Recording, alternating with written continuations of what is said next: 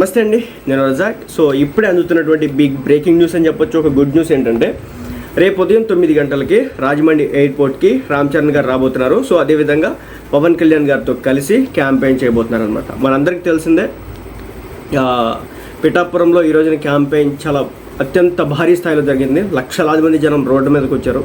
కానీ ఏంటంటే కొంత అవాంతరం, అక్కడక్కడ వర్షాలు పడినటువంటి పరిస్థితి. సో ఏదేమైనప్పటికీ కూడా 100% సక్సెస్ అయితే అయింది.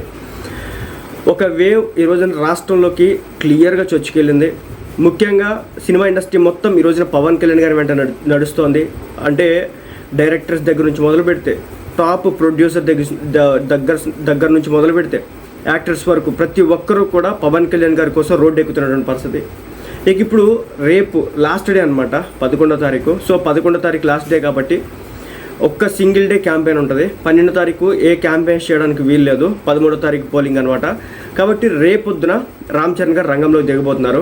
ఈరోజు చిరంజీవి గారు కూడా మీడియా ప్రెస్ మీట్ ముందు మాట్లాడిన నేపథ్యంలో ఆయన కూడా చెప్పారనమాట, మరి పవన్ కళ్యాణ్ గారు మిమ్మల్ని అడిగారా పిఠాపురం వచ్చేసి ప్రచారం చేయమని చెప్పేసి రకరకాల వార్తలు అయితే వచ్చినాయి అని చెప్తే, నన్ను ఇబ్బంది పెట్టడం పవన్ కళ్యాణ్కి ఇష్టం ఉండదు, అందుకోసం చెప్పేసి నన్ను పిలవలేదు, సో అందుకే నేను రాలేదని చెప్పేసి చెప్పడం అయితే జరిగింది.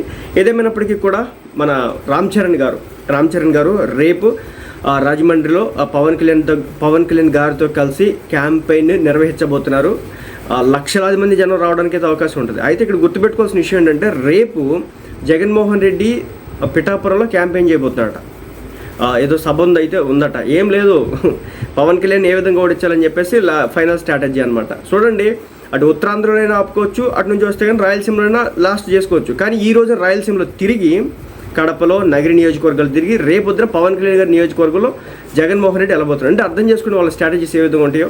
సరే, ఏదైనప్పటికీ కూడా రామ్ చరణ్ రంగంలోకి దిగాడు. ఊపు మామూలుగా ఉండదు. ఈరోజే ఉర్రూతలోకి యువత అంతా, రాష్ట్రం మొత్తం కూడా కంప్లీట్ ట్రెండ్ నడుస్తుంది. కూటమి మీద విజయం, వెనకడిగేసే ప్రసక్తి అయితే లేదు. సో అద్భుతమైన రికార్డుని సృష్టించబోతున్నారు.